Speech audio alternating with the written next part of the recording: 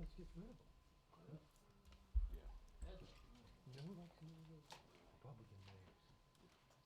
afternoon, everybody.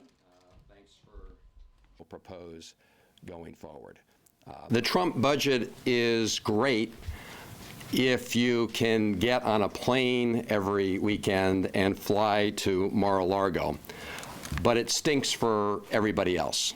It hurts working Americans and struggling families. I'm happy to try and answer any questions. Yeah. You know, on the campaign trail, Donald Trump talked about the forgotten Americans. If you look at this budget, it leaves them behind. They're not even an afterthought. But that were intended to put in place much more efficient programs when they do their infrastructure package. What do you mean?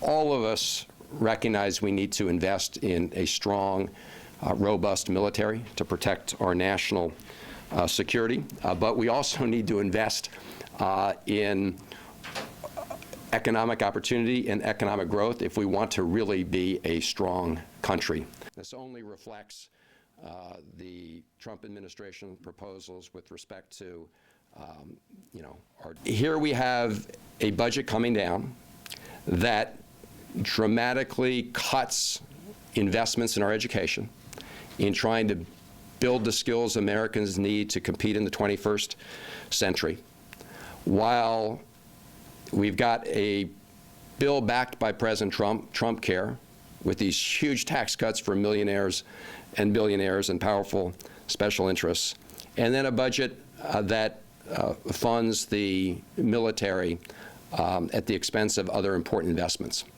We need to invest in our national security, but we also need to invest in a strong economy in our future. You can look at the supplemental request, but here's again another example of the Trump budget cuts education by 14%.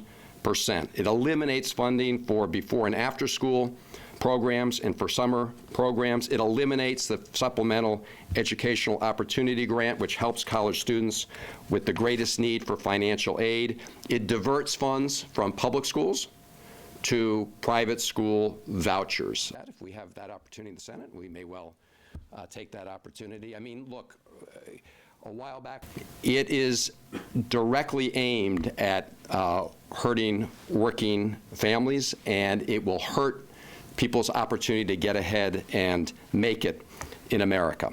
You know, our defense and our ongoing government operations budget. This does not include. It dramatically cuts programs that help community banks serve the small businesses throughout the United States of America. So great for Wall Street, terrible for community banks and local economic development.